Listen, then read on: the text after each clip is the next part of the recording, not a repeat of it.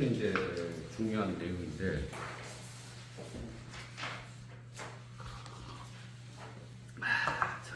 주역 참동계의 사상적, 철학적 배경으로서 한대 역학이에요. 앞에서 여러 학자들이 주역 참동계가 한대 역학의 여러 이론을 흡수하고 독창적인 도교 역학을 창조했다고 해명했다. 그렇다면 한대 역학의 흐름과 특징을 정리해서 어떤 관계가 있는지를 봐야겠다. 한대 역학의 분류와 흐름, 사기 유림 열전에 따르면 주역은 공자로부터 상부에게 이르고 경은 6세대를 전해져서 전하에게 이어졌다. 한나라가 흥기하자 전하는 경을 전왕손에게, 정관에게, 복생에게, 양해에게 전했다 라고 기록하고 있다. 여기까지 이제 사기 유림 열전의 내용입니다. 그 다음에 또 이제 조금 유림열전에서 몇 줄 띄고 보면, 서한 중기 이후에 정관이 전왕손에게 전했고, 전왕손은 시구, 맹희, 양구에게 전했으며, 맹희가 초연수에게 전했고, 초연수는 경방에게 전했다. 자, 여기까지가 사기 유림열전의 내용입니다. 시구, 맹희, 양구와 경방은 모두 관방역학에 속한다. 관방역은 검문경학에 속하는 학자들이다. 이 밖에도 민간에서 비직과 고상의 역학이 있었다. 이들은 고문경학에 속한 학자들이다. 이들 고문파 역학자들은 역학 해석을 역전에 기초해서 역경을 해석한다. 그러면서 의리적으로 해석한다. 이렇게 정리해보면 한대 역학은 검문경학파와 고문경학파로 나눌 수 있다. 검문경학파는 계기설을 중심 이론으로 삼아 음양제이설을 주로 말한다. 이들의 핵심 명령은 역본어기이다.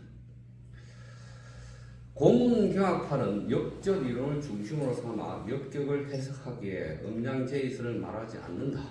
이렇게 정리해보면 관방역, 검문경학파는 괴기설이고 음양제의를 말하고 맹이 경방이고, 민간역은 고문경학에 속하고 역전을 중심으로 삼고 의리적으로 해석하며 비직과 고상어를 중심 인물로 삼는다. 그 다음에 황로 도가역이 있는데 음양론을 중심으로 하며 변형론을 중심으로 하는데, 회남자, 음문평, 양웅병이 이들에 속한다. 자, 여기서 이제 얘기해야 될 것은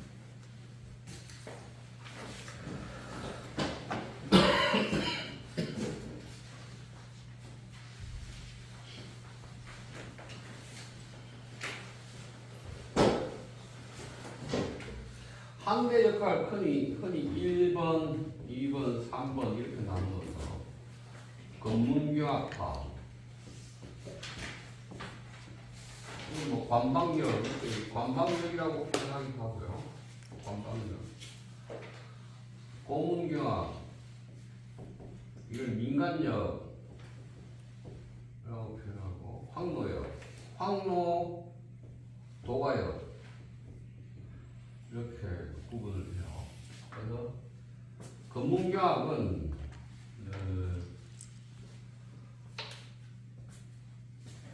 진지왕이 분석행렬을 했지만 주역은 정치는 책이자 술수책이라고 해서 분서가 되지 않았죠. 분서가 되지 않았고, 근데 이제 진나라는 전서를 썼단 말이에요. 그 글 자체가 전서예요.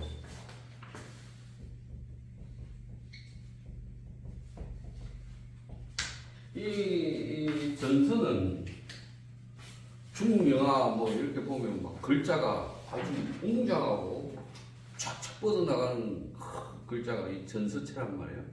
근데 한나라 시대 때는 예서를 쓴단 말이에요. 이 예서라는 것은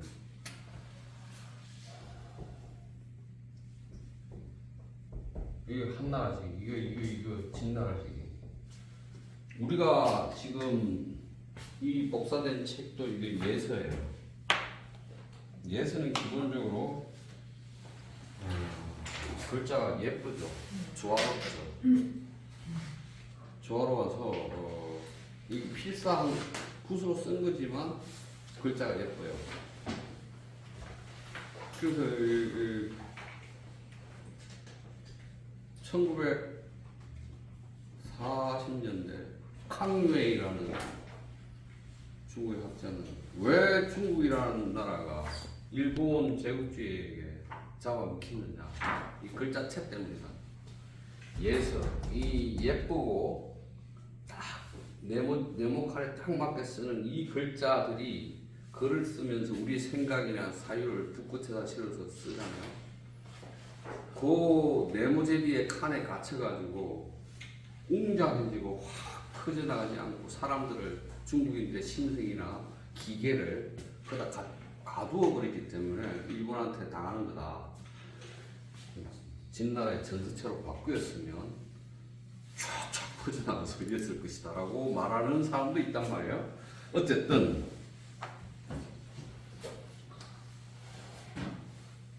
이거는 고문이에요. 고문인데 예서는 이제 한나라가 새로 만든 문자체예요. 새로 만든 문자체인데 금고문 논쟁이 중국 역사에서 당나라 시대까지 계속돼요. 한나라 시대 때부터 당나라까지 금고문 논쟁. 금문과 고문이죠. 금문과 고문의 논쟁인데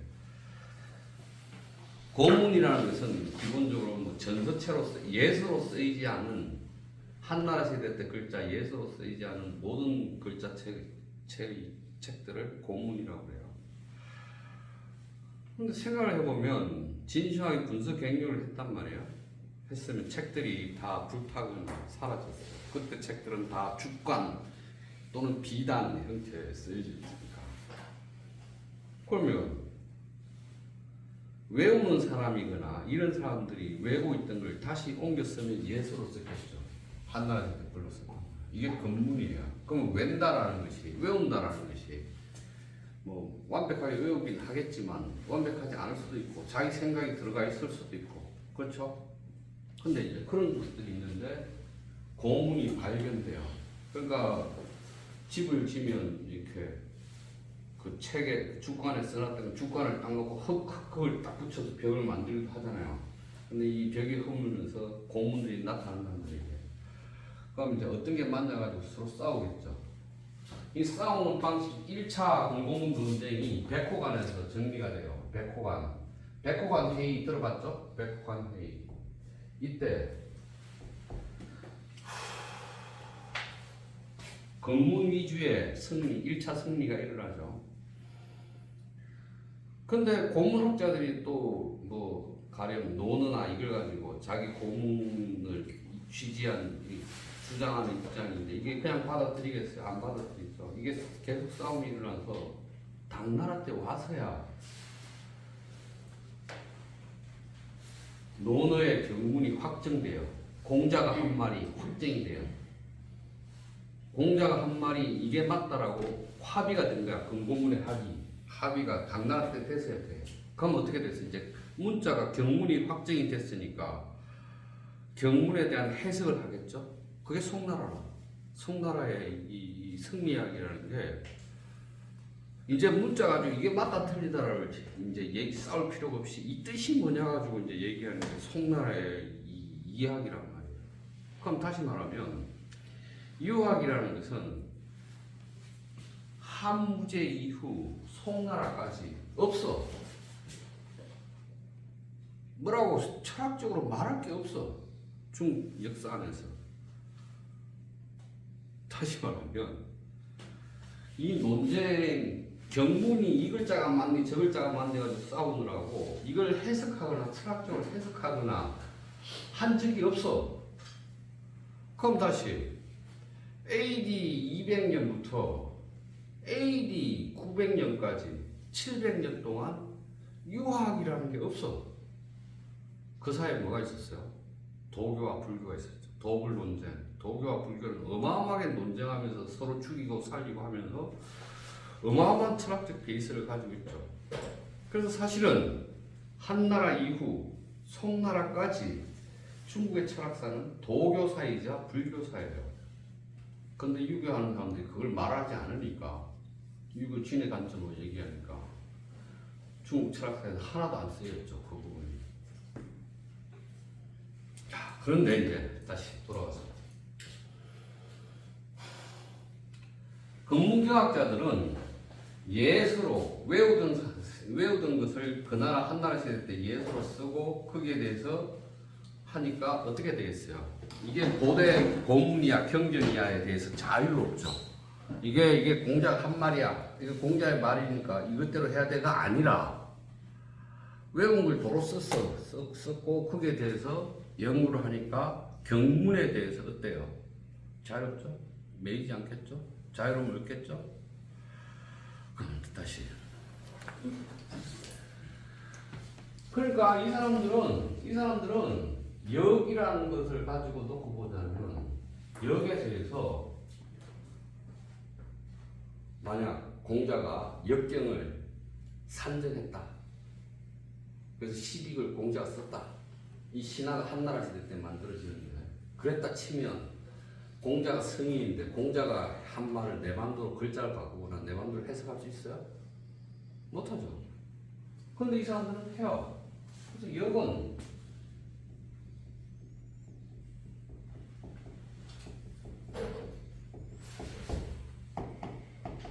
맹이가 이렇게 얘기하죠. 역은 키에 근본한다. 전혀 다른 해석이에요. 역은 점을 치는 거죠. 점을 치는 건데 점을 치는 게 아니라 역은 키에 근본한다. 이 말은 뭔 말이에요? 키가 뭔데? 쉽게 생각해서 키를 음량이라고 보면 음량의 변화죠. 오행이라고 보면 화수 성격의 변화이죠. 그러면 그 변화에 근본한다는 말은 변화를 포착하거나 변화를 체계화하거나 변화를 통해서 내가 변화에 수용하거나 변화를 거스르거나 그거잖아요. 이해됐죠? 그러면 다시 근문역학 관방역의 핵심은 변화하는 거야. 변화를 포착하는 거야. 여기 변화를 패턴화하는 거야. 그럼 그 변화에 내가 맞추는 게 기라고 그 변화를 거스르는 역하는 거야. 흉한 거야. 라고 말하겠죠. 그게 음양제의식이죠. 어디 갔나?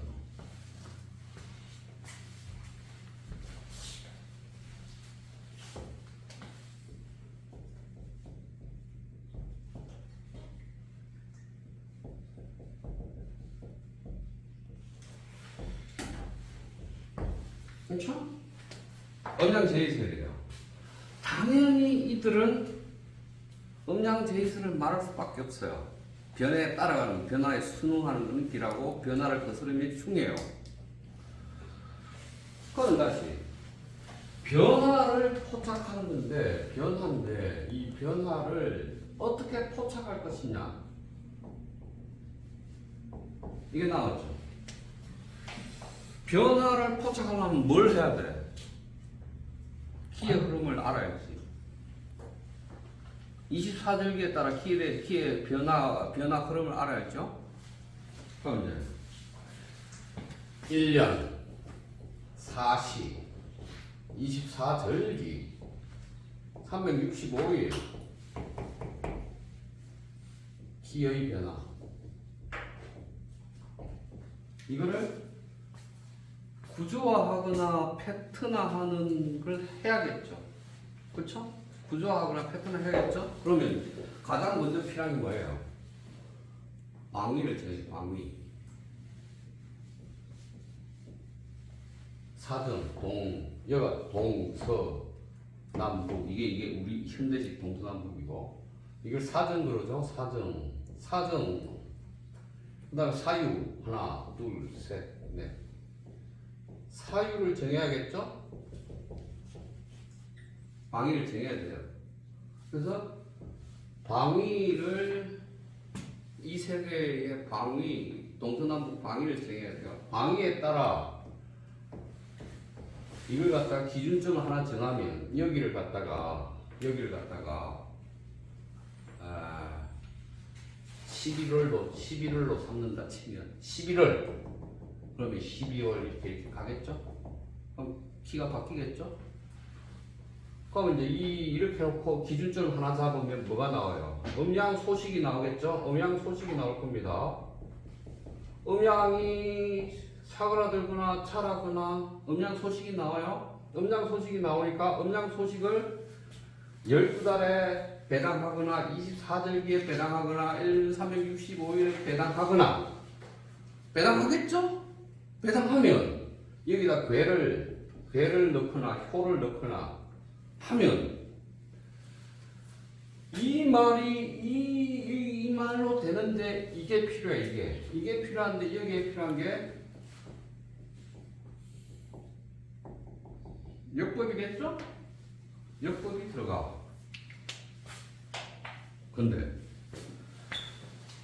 이게 검문역학이라 관방역학이라. 근데 고문역학은 공자와 맹자를 하느님 부처님으로 모시니까 거기서 하나도 못 벗어나겠죠. 그렇잖아. 하나도 못 벗어나요. 그러면 뭐야? 그걸 의리역 그러죠. 의리역. 그걸 의리역 그래요. 의리역. 이건 다르죠. 이건 좀 다르네. 나도 좀 뒤에 나오면서. 자, 정리하자면 한대 역학은 기로이다. 기로는 변하는 것을 체계화하려고 하는 이론이 기로이다. 따라서 변화를 포착하고 체계하려면 이 세계에 대한 도식이 필요하다. 그 도식은 설괴전에 나왔던 내용을 가져와서 동서남북 4개의 정방이 정하고 4개의 사유광을 정하고 기준점을 잡으면 변화를 패턴화할 수 있다. 그래서 그 변화에 따르면 기라고 변화를 거스르면 흉하다는 음양 제이서를 만들어낼 수 있다. 됐죠?